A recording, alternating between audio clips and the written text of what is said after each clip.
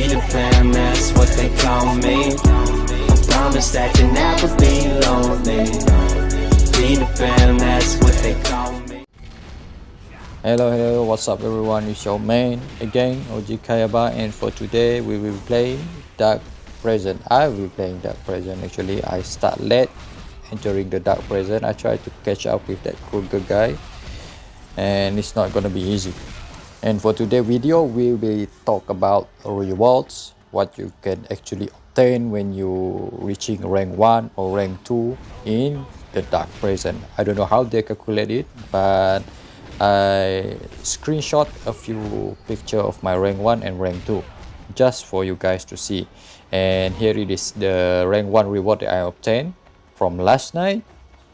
And you can see I have 40k gold and 81k of mana, and this is the rank 2 on this video I obtained. This is the reward. I have a lot more kill than the last night, so I don't know how they calculate it, but that's the reward, guys, that you can obtain from the Dark Present. Oh yeah, by the way, I will be sharing with you guys how to locate an enemy player and what is the key factor when you're playing Dark Present.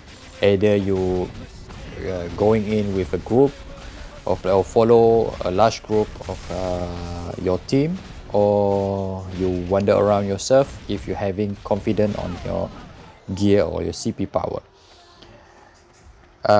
Sometimes I will follow group and sometimes I will solo, depending on the time. Usually at night time I will be trying to solo thing, and during the daytime there's a lot more powerful player, higher CP than me, and I will be joining my own team.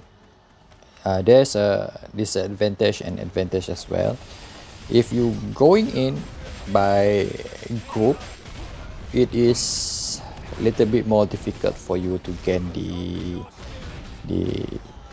ranking point. But if you go in by solo, it much easier, but it also means that you will die faster. It's a gamble, guy. And what you need to do is, when you see there's a radar mini map inside the screen, usually the red dot indicate the enemy and the blue one indicate your team, and vice versa for the other player. They will always see us as a red. I believe it's the same. And then in Dark Present, your gear score determine how strong you are.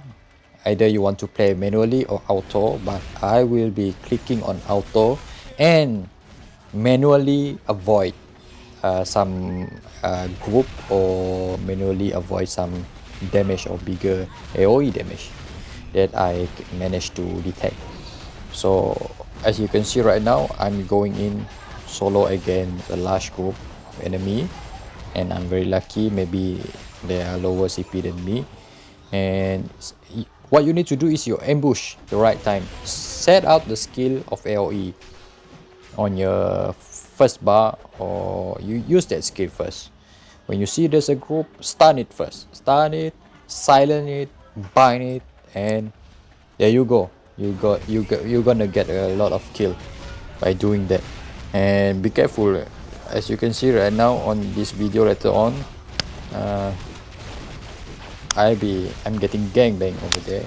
Getting stun, I can't move, and I die. See, die. When you die, you have a few seconds before you can revive again, and that's the time where your rival gonna catch up with your point. You see there, Kruger is already having a 5.6k point, and I'm still at the 4.6, so it's not gonna be very easy, guys. As you can see right now, I'm about to die. Yep. When you die, you're gonna revive a few seconds later. It's not a big deal, but the big deal is your rival gonna catch up with your point. So you have to catch up again, or regroup with your group. If you try to solo people, make sure if you try if you find one by one people, try to avoid that. you just gonna having a less point. It's my opinion. I think it's better if you AOE type of character, then you go ahead and find some larger group. If your character is a single type or your skill that you select is more to focus type, then what you need to do is you try to find one by one, but it's going to be hard for you to get the point. Is the point will be given to you either you kill the player or you damaging them. As you can see there's a green, actually there's a green number on my name. See there, 1 2 22 1 1 1 1 1 5. I believe it when you hit the player is when the enemy is not die yet, it will consider 1, and if you kill them, maybe you're gonna have 100 point or more, 2 or 300 point depending on the character that you kill. So everyone, bear with me until the end of the video. Watch the video for newer player so you guys can get the idea on how to play Dark Presence, or actually how it look like. And then just a little bit of my advice: if you're a newer player, stick with your own team, move around with the team just to get a hang of it. It doesn't have to be your gear is on very high, then you can play Dark Presence. If you very strategic, if you always follow your group and doesn't split around or running around yourself, then you can get the point by assisting other player to kill it or damaging them, even though you only have like what 50k CP, you're gonna contribute something to your team as well. Besides, it's the place where you can farm mana stone and skill and passive enhancement. So as a newer player, avoid getting gangbang or getting group kill, like what I experience right now, being killed by that Denver. So if you are a new player, go ahead and play Dark Presence. It's a very fun segment of the game. It's one part of the content. A3 is still alive, gonna provide you guys. So I think that's all from me, guys. If you find this video helpful and I could share some knowledge with you guys, please subscribe and leave a like, and then we see each other again on my next video. See you guys.